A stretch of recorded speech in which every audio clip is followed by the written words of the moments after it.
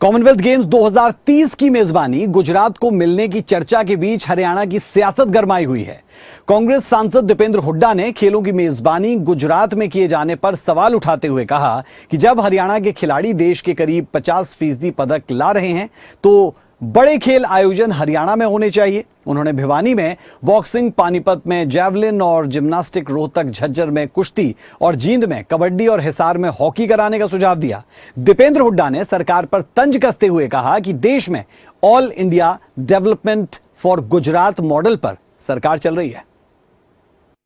क्योंकि मेडल पहले कितने आते थे और अब कितने आते सारी जगह दुनिया को पता है।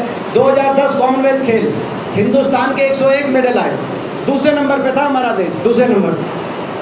अब लुढ़क गया 101 से पहले 67 पे, 67 से 61 पे अब 39 मेडल आए देश के। लगातार कम हो रहे हैं पिछले 12 साल में मोदी सरकार में, लगातार मेडल कम। और पदक तालिका में भी नीचे, जैसे अब अर्थव्यवस्था नीचे खिसकनी शुरू हो गई, ऐसे ही पदक तालिका में भी नीचे। तो में गोल्ड मेडल 39 आए थे, जिसमें से 24 हरियाणा खिलाड़ी लेके आए और उनको लगाया गया। उनमें से बहुत खिलाड़ी अब बीजेपी में, जो अब खिलाड़ी जीवन के बाद उन्होंने भाजपा का चयन किया, वो भी लगे थे। नायब सैनी जी कह रहे हैं कि भाई उस समय मेडल नहीं आते थे किसी को, तो उन सभी के अचीवमेंट को नकारने का काम कर रहे हैं। फिर कितने लेके आएंगे? अगर इंफ्रास्ट्रक्चर आपके अनुसार गुजरात में इतना अच्छा है, उस अच्छे खेल के ढांचे, इंफ्रास्ट्रक्चर, स्टेडियमों के बावजूद गुजरात में से मेडल नहीं आ रहे। इस बार भी नहीं आए कांग्रेस में एक भी।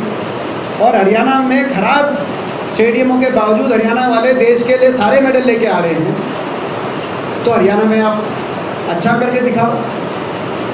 अब मैं समझता हूँ कि ये बात यहाँ तक सीमित नहीं रहेगी। हमने उठाने की कोशिश करी, हमें वहाँ हम लड़ाई लड़ेंगे, संसद में भी हम उठाते रहेंगे न्याय के लिए। ये न्याय की मांग कर रहे हैं। बीजेपी ने निभा रही है राज्य धर्म, हम उम्मीद कर रहे हैं राज धर्म, और हम देश धर्म की बात कर रहे हैं। न्याय की लड़ाई हम सड़क तक भी लेके जाएंगे। जहाँ जहाँ जैसे जो आंदोलन करना होगा आंदोलन भी करेंगे। हम चुप बैठने वाले नहीं हैं।